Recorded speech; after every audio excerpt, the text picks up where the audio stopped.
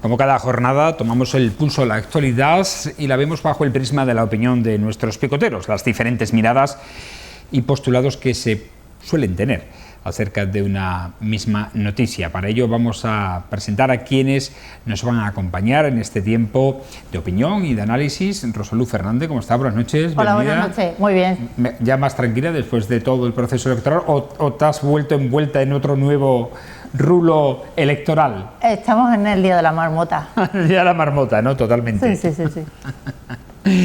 Y Paco Miranda, ¿cómo está? Buenas noches, bienvenido. ¿Qué tal? Buenas noches. Nada, muy bien, encantado y yo sí que he descansado. Yo sí, porque ya terminaste tu ciclo electoral. Y de cara a los próximos comicios, pues los viviremos como un elector, a ver si no me complica nada, que no tenga...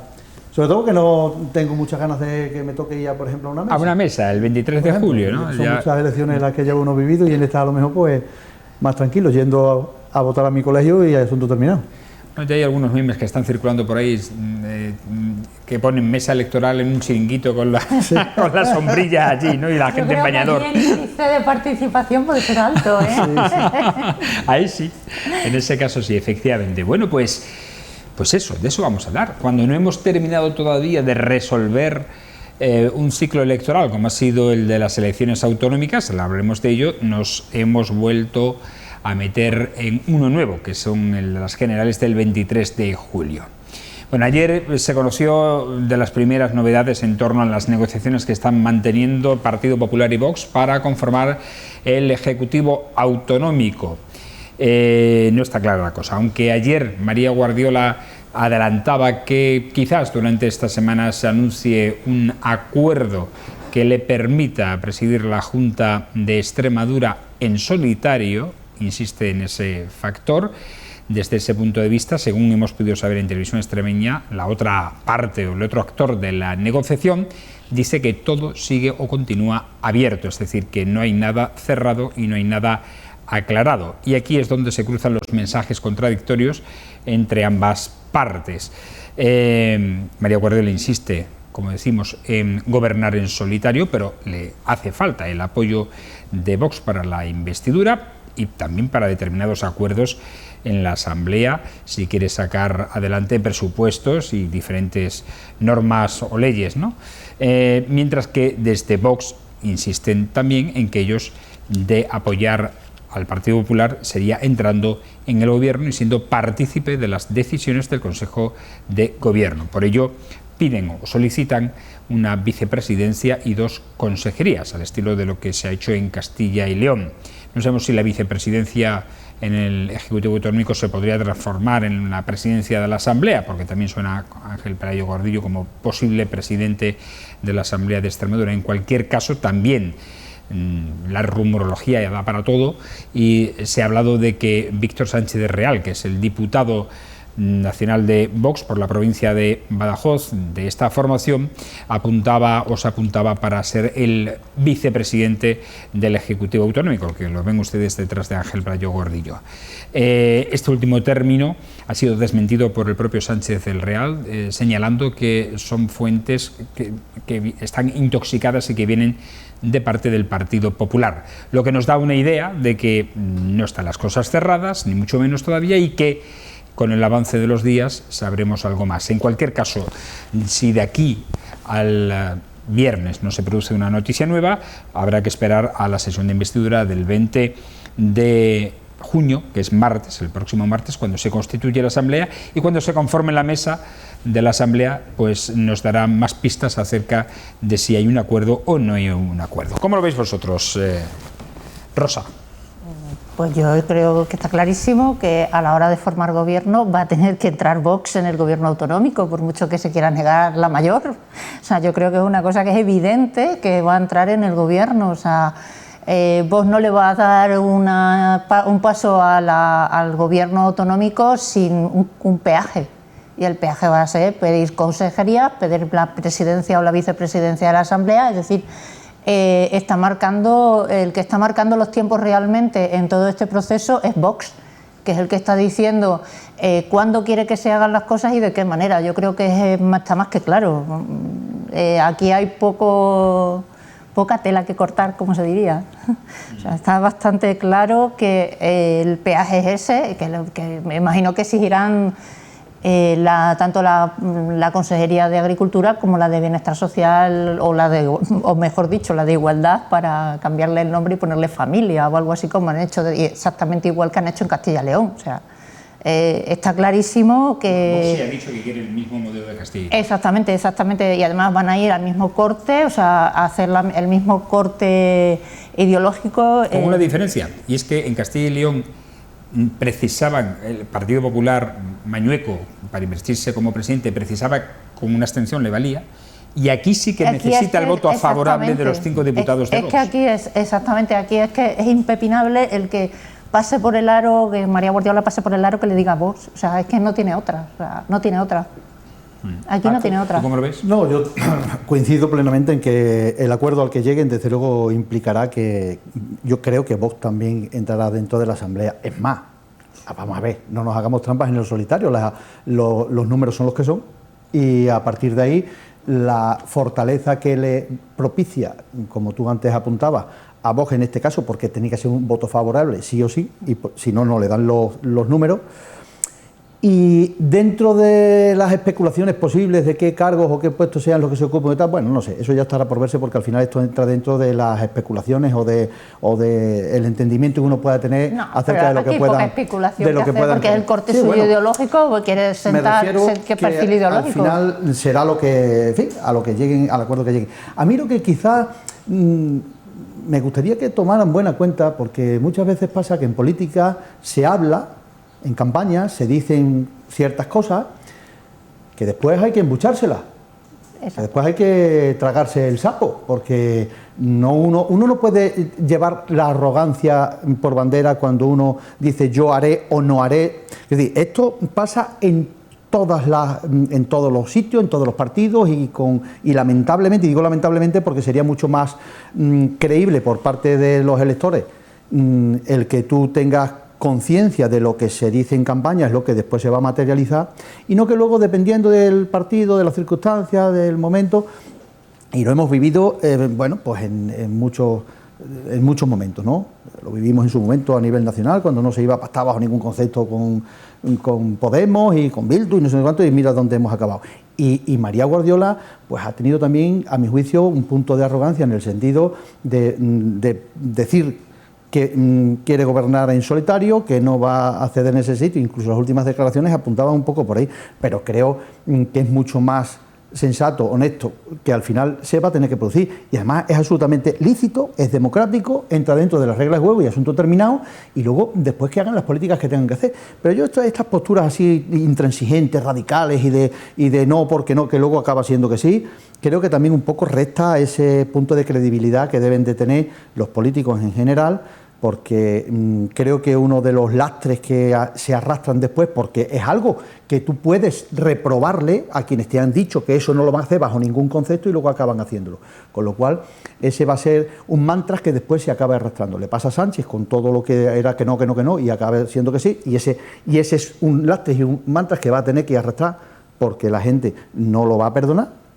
Y en cualquier otra circunstancia en las que se ofrecen ciertas posturas inamovible, yo creo que en política había que ser un poquito más flexible dentro de los márgenes que te da tu línea, por la comparativa con el periodismo, la línea editorial, la línea ideológica en los partidos. Dentro de esos márgenes, pues tener ese margen de colchón, de tolerancia, de capacidad de negociación, porque vivimos ahora mismo creo que vivimos un momento en el que no se debe de fomentar la radicalidad. Ya bastante radicalizado se está poniendo la sociedad a consecuencia de quizás de ciertas políticas de enfrentamiento, y ahora deberíamos de estar llamados precisamente a lo contrario, a empezar a recapitular, darnos cuenta que eso no nos lleva a buen puerto, y que lo que se haría necesario es que la gente viera, y lo viera porque se plasmara en los acuerdos y en las formas en que se hacen las políticas,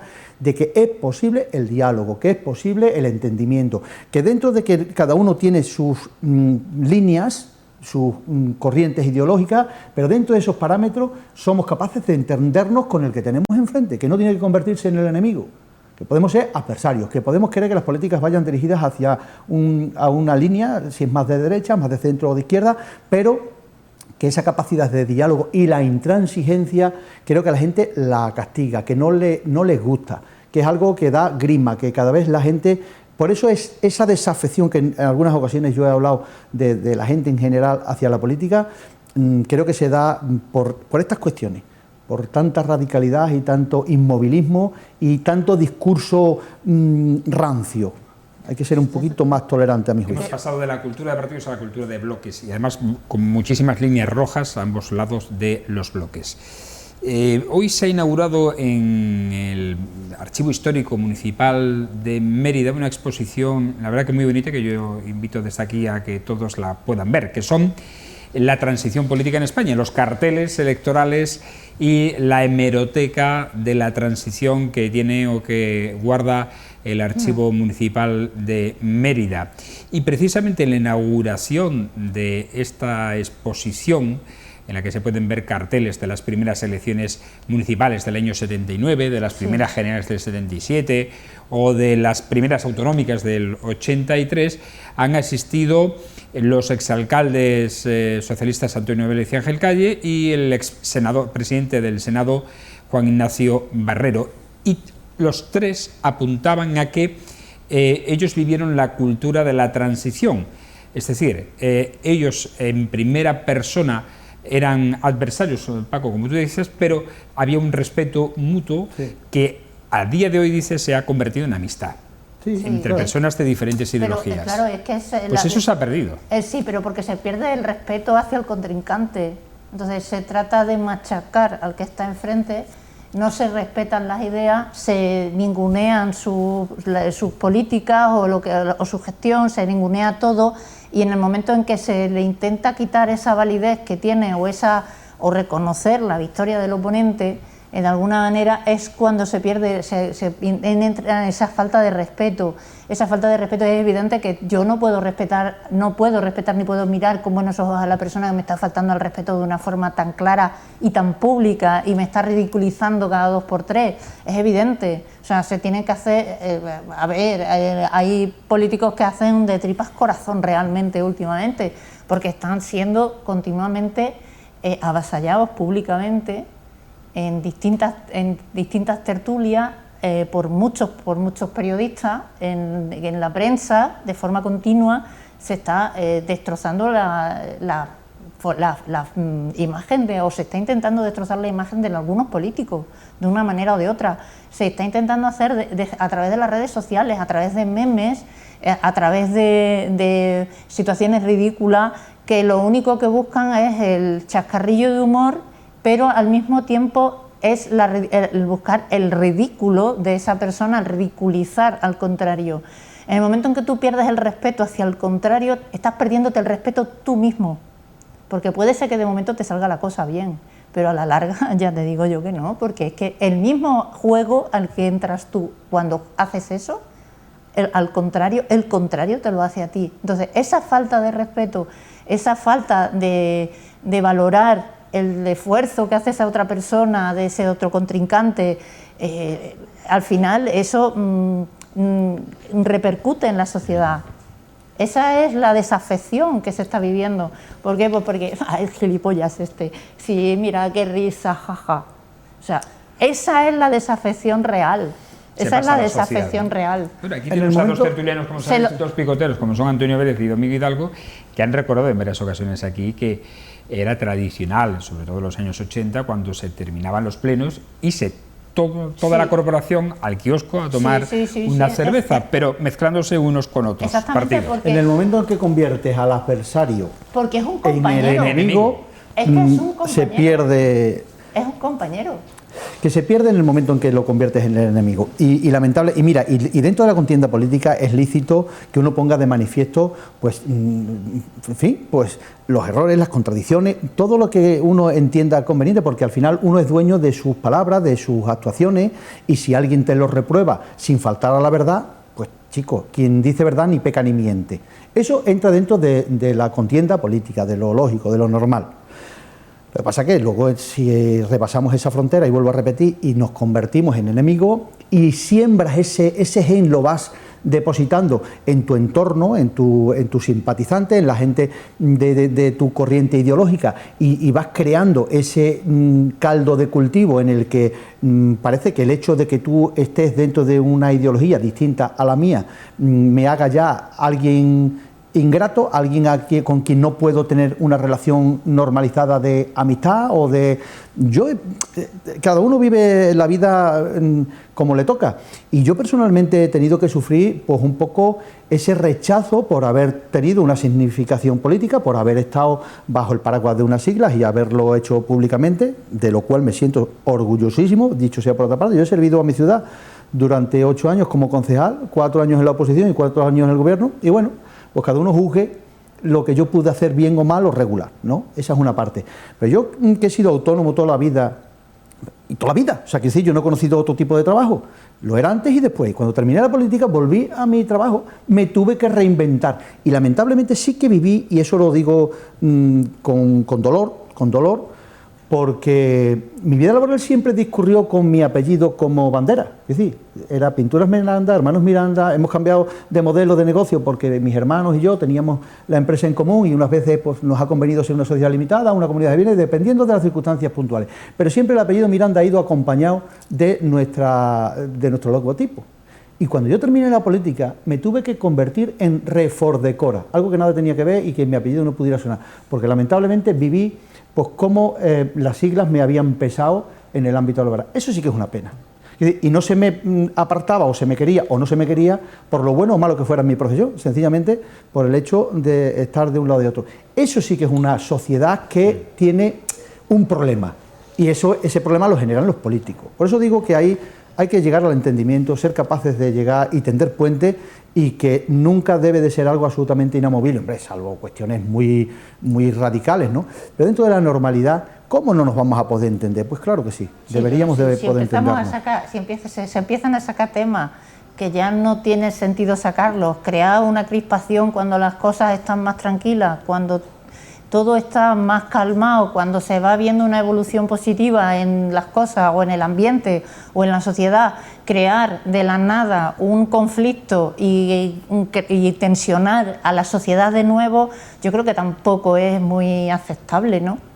Por eso deben de llegar a acuerdos que conformen el gobierno que resulta de las posibilidades que han dado las urnas, y después que demuestren que han merecido la pena, y si no, dentro de 4 años el electorado debe de ser lo suficientemente inteligente para premiar o castigar en función de las políticas que uno hace, y lejos de si son los míos o son los de enfrente. Es decir, evaluarlo en justicia.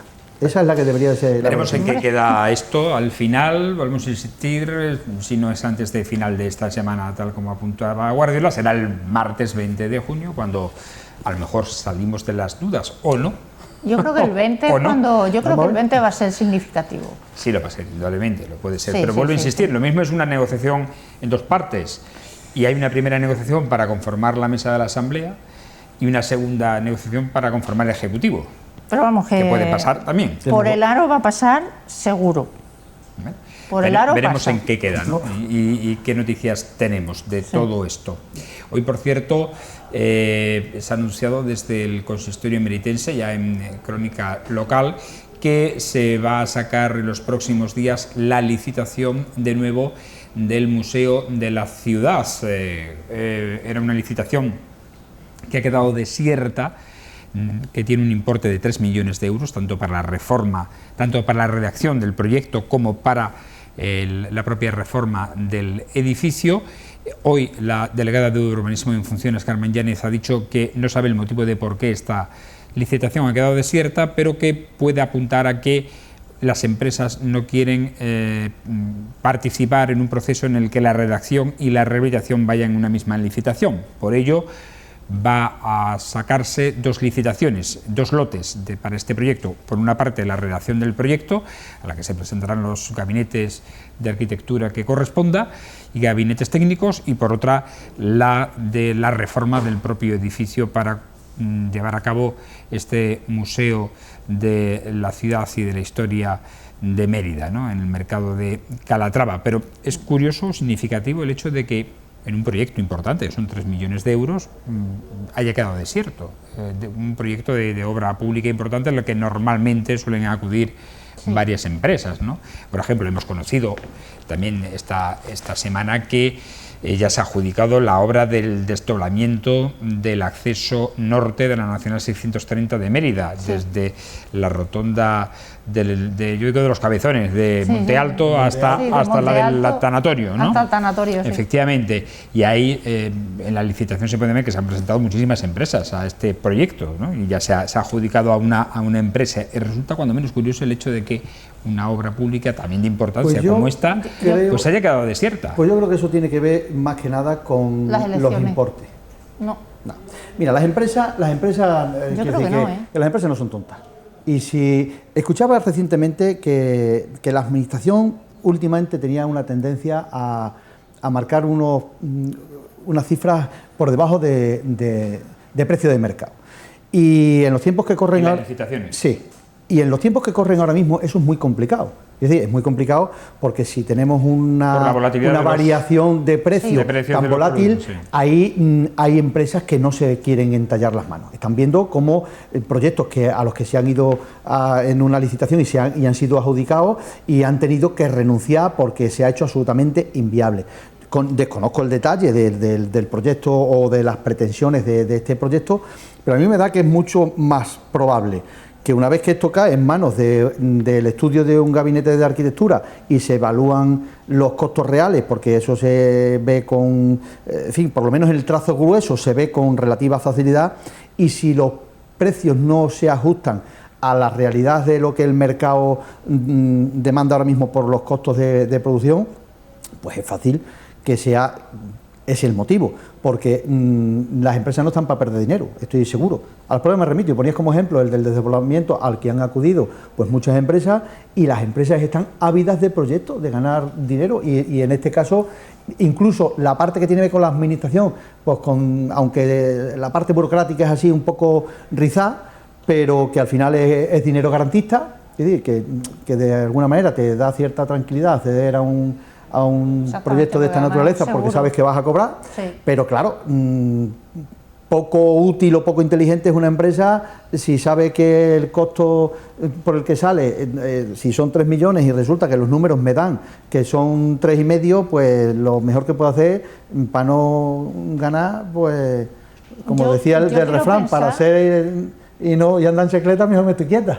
Yo quiero pensar que no es precisamente eso lo que ha influido también a la hora de presentar la adjudicación, sino yo creo que también, en parte, también creo que puede ser, por un lado, el proceso de elecciones que ha habido a nivel municipal, porque igual las empresas que podían presentarse a la licitación han podido pensar que podía haber cambio de gobierno y que en ese caso a lo mejor pues no seguía el proyecto adelante, puede ser una de las opciones, pero también creo que otra de las opciones tal vez sea el uso que se le va a dar al edificio y la forma de acometer la reforma para el uso que se le quiere dar.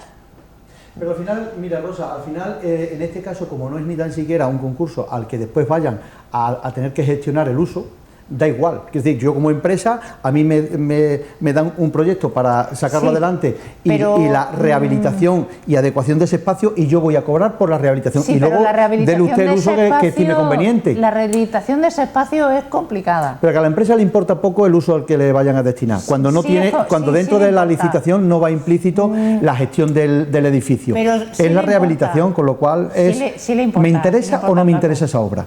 No, pero sí importa, porque dependiendo del tipo de proyecto que tú vayas a presentar, luego podrá ejecutarse o no podrá ejecutarse, o te dará un visto bueno o no te dará un visto bueno. Tú imagínate que ahí quieren hacer, yo qué sé, una pirámide en el medio, por poner un ejemplo. Pero vamos a ver, dentro del proyecto, al final, por eso digo que el uso que se le vaya a dar es el que sea, y si dentro de la rehabilitación de forma técnica se establece que los sistemas constructivos requieren de tales o cuales circunstancias, imaginemos, y no va a ser el caso, porque ahí se tendrá que conservar la estructura del edificio y toda la historia, pero tú imagínate que se solicita que haya una cercha totalmente abierta, un espacio abierto, y por lo tanto, pues las cerchas que haya que elaborar sean de un altísimo costo, porque tal y que cual, y se escape al precio por el que sale a licitación y sea más elevado. Eso sí puede dar como resultado que alguien diga, pues quieto, aquí no me meto porque es que los costos se me van a disparar. Pero luego, la realidad del uso como tal, eso le importa bien poco a la empresa, porque al final no lo tiene que gestionar.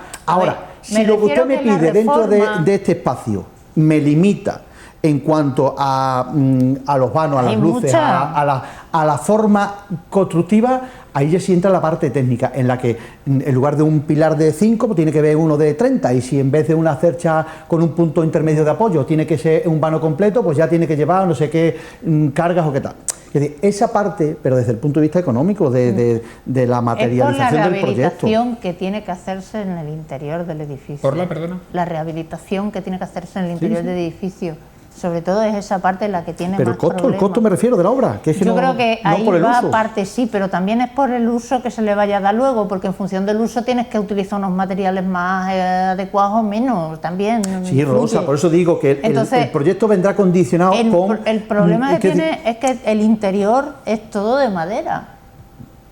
Todo el techado que hay dentro de lo que es el mercado de Calatrava existe todavía, y ese techado es todo de madera, el interior es todo una estructura de madera. O sea, yo no sé si la gente conoce el edificio cuando se iba a hacer la compra del mercado, todos los techos eran los sitios donde estaban los tenderetes, era todo de madera. Entonces eso son caballos y artesonados de madera. Necesitará no solamente habrá que hacer la parte que haya que rehabilitar, sino que también requerirá de ciertos tratamientos para la madera en muchos sentidos. Entonces posiblemente el uso que se vaya a dar también, el uso que se vaya a dar también influye en el tratamiento que se le tenga que dar a esos materiales. Es que esto es así. Además, pero a lo que me refiero, Rosa, cuando digo que a la empresa le importa poco el uso que acabe teniendo el edificio, me refiero que efectivamente eso lleva, el proyecto llevará, o lo que se ha sacado a licitación, lleva unas condiciones X, las que sean, el mantenimiento, porque probablemente el edificio se va a respetar, con lo cual serán un refuerzo de esas cubiertas, de esos caballos, no lo sé, eso los técnicos serán los que determinarán de qué manera van a proceder. Por eso digo, dentro de las condiciones con las que sale la licitación, pues llevará un sistema constructivo, o llevará otro, un tratamiento, llevará otro, y el costo de esa rehabilitación, de esa puesta en valor del edificio, pues creo que puede ser el que determine que interese o no interese. Dudo mucho que a una empresa le importe si después se destina eso a un museo, a un hospital o a una sala multiuso.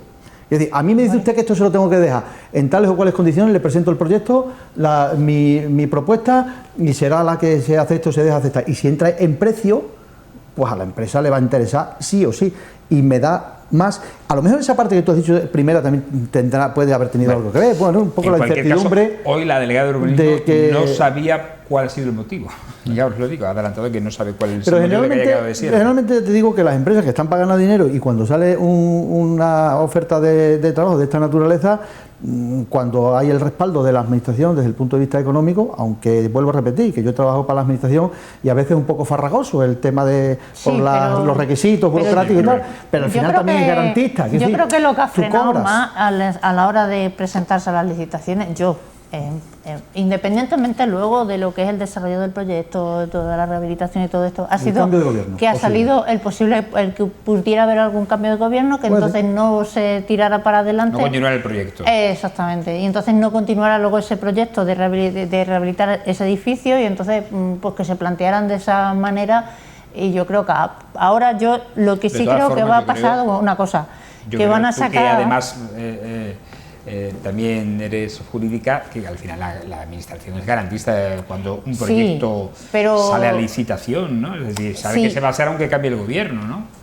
Pero puedes retrasar el proyecto y no hacerlo. Bueno. Tenemos experiencias, y al final lo único que da como resultado, que eso también es lastimoso, porque cuando tú desechas un proyecto que ya estaba adjudicado por parte de una corporación anterior o un equipo de gobierno anterior, por eso ha pasado, y acordaros que la penúltima legislatura de Pedro Acedo, cuando ya hubo un proyecto licitado, aprobado y adjudicado en los terrenos del antiguo cuartel Hernán Cortés, pues llegó al gobierno del Partido Socialista con Ángel Calles como alcalde, lo desecharon, y dio como resultado una cantidad ingente de dinero, una pasta gansa que hubo que pagarle a las empresas, a los licitadores, porque efectivamente, porque esa es una garantía que tiene la empresa.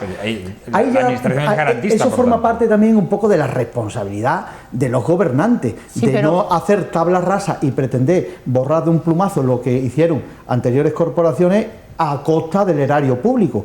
Allí, bueno, hubo que indemnizar con unas cantidades, yo no puedo decir ahora mismo la cantidad, pero unas cantidades importantes de dinero, precisamente porque fueron adjudicatarios, y aquello se hizo pues conforme a derecho, y después conforme a derecho hubo que indemnizarle a esas empresas. Se decidió que ese proyecto no quería que siguiera, pero en este caso concretamente, y cuando hay una adjudicación de por medio, es verdad que las empresas también tienen la garantía de que les corresponde una indemnización por el desestimamiento. Pero a ti lo que te interesa como empresa, la rehabilitación de un edificio de este calibre, es que ese proyecto siga adelante, porque luego tú lo vendes en tu cartera de proyectos realizados. Entonces yo creo que lo que más ha frenado ha sido, me inclino a pensar que es más eso, ante la posibilidad esa de que pudiera haber algún tipo de desacuerdo en el siguiente, si cambiaba el gobierno local, que no continuara con ese proyecto, y que entonces, bueno, vamos a esperar a ver qué pasa, y entonces si siguen los mismos y vuelven a sacarlo, pues entonces ya no lo pensamos.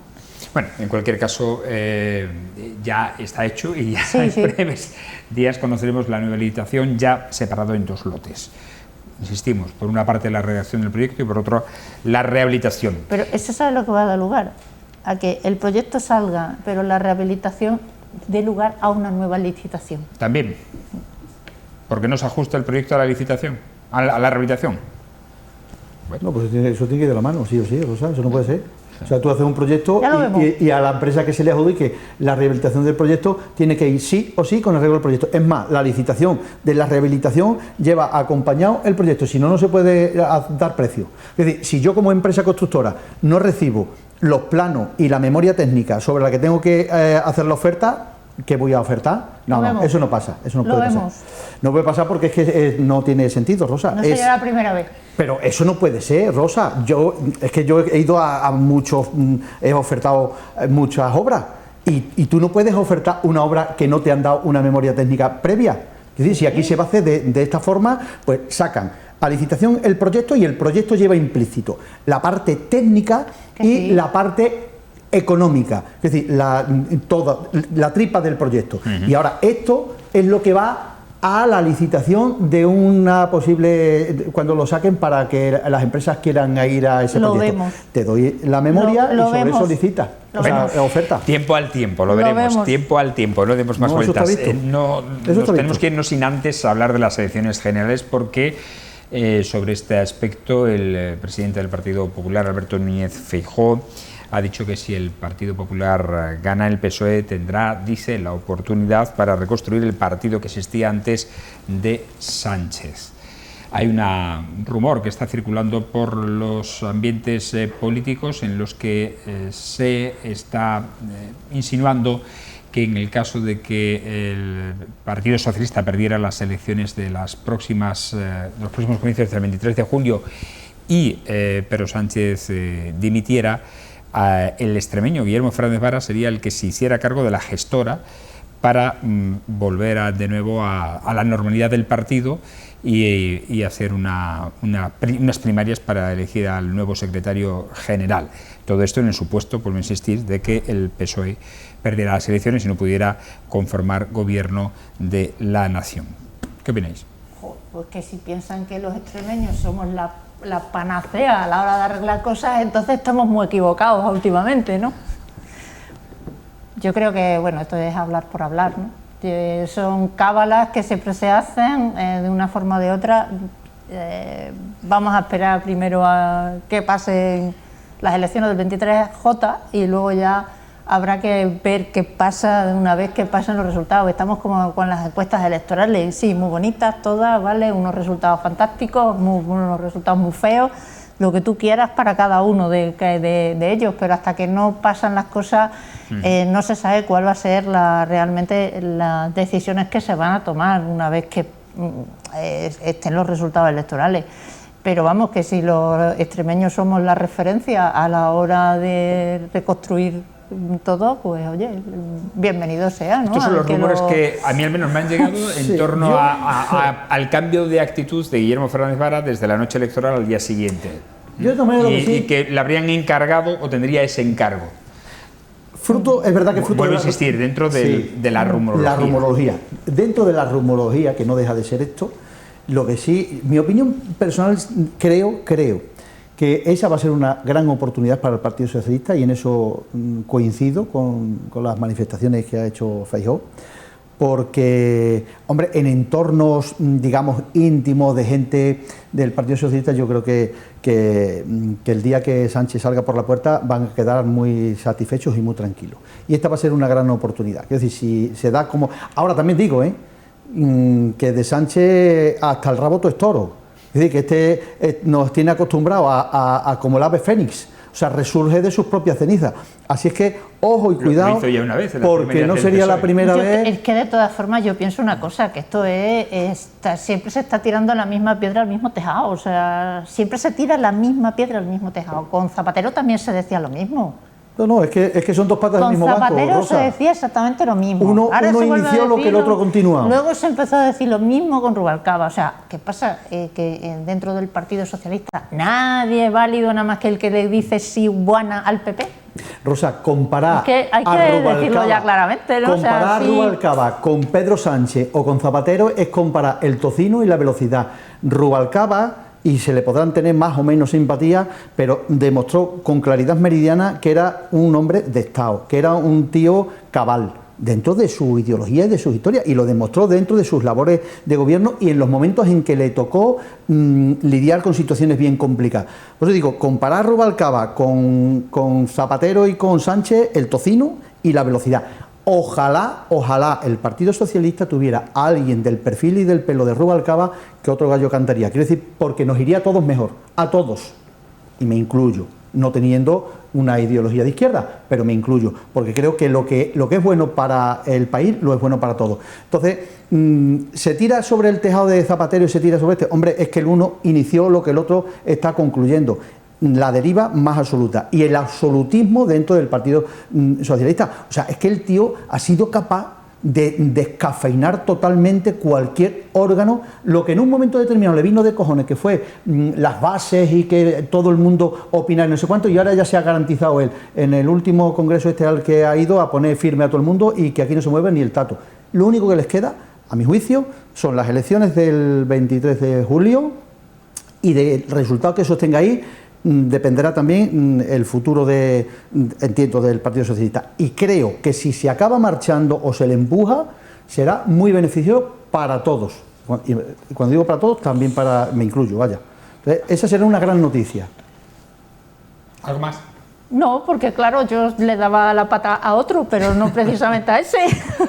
Bueno, serio, a uno que no sabe en qué país vive. Nos tenemos que ir. No sé, antes recordarles que mañana miércoles a las 10 de la mañana vamos a llevarles en directo el último pleno de la legislatura del Ayuntamiento de Mérida, en el que se van a despedir muchos de los ediles que están ahora, e incluso algunas formaciones, como en este caso Ciudadanos, que desaparece del mapa político local, ¿no? Y el sábado también vamos a retransmitir en directo a las 11 de la mañana el pleno de investidura del Ayuntamiento de Mérida, en el que, bueno, el contraste se va a producir de los que se van mañana a los que llegan el sábado para iniciar una nueva legislatura con una nueva formación política local en la corporación, como es por Mérida, y con nuevas caras también que se van a ver, o caras ya recuperadas también de antaño, que vuelven de nuevo a la política activa municipal. Ese fue el último pleno del año 2019 de investidura que se celebró, igual que este sábado también, el del 15 entonces. En el Centro Cultural, no, estos son imágenes del pleno de nombramiento de hijo predilecto a Juan Ignacio Barrero. Creía que eran las imágenes del último pleno de investidura. Claro, como he visto con corbata, es muy difícil ver a Antonio Rivera con corbata en un pleno. Es complicado. Entonces creía que era el de investidura. En cualquier caso, en ese mismo escenario se va a celebrar el pleno, porque además los plenos de investidura en los últimos años, sí, pero aparte que se vienen celebrando en el Centro Cultural Alcazaba, ¿no? Aparte de porque el Salón de Plenos está en obras, bueno, pues se pero suele, es que se tampoco- suele celebrar ahí Claro, para no. albergar más gente, ¿no? Para que pueda más público asistir. Siempre hay familiares de los, de claro. los concejales, miembros de los partidos que supongo que irán Sí, hombre, al pleno, habrá que en fin. acompañar en la Amigos, constitución de la vecinos nueva curiosos. corporación. Claro, efectivamente, ¿no? Así que nos vemos ahí el sábado. Antes, evidentemente, estaremos aquí en el Picota. Gracias a Paco Miranda por estar aquí con nosotros Un placer como siempre y muchísimas gracias a vosotros. y gracias, Rosa, que tengas también una muy buena Muchas semana. gracias. Gracias y a ustedes agradecerles como siempre su atención y su fidelidad. Mañana le emplazamos a una nueva edición del Picota, será aquí en torno a las 10 menos 25 de la noche. Hasta entonces, buenas noches y sean muy, muy, muy felices.